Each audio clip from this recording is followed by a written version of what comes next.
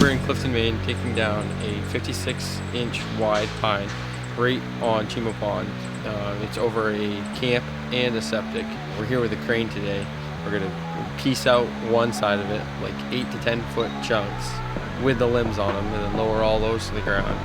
And then we're gonna limb out the other side, and then just take the wood off that side, and then take the massive butt pieces, pile them all together, and see how much it weighs. So stay tuned.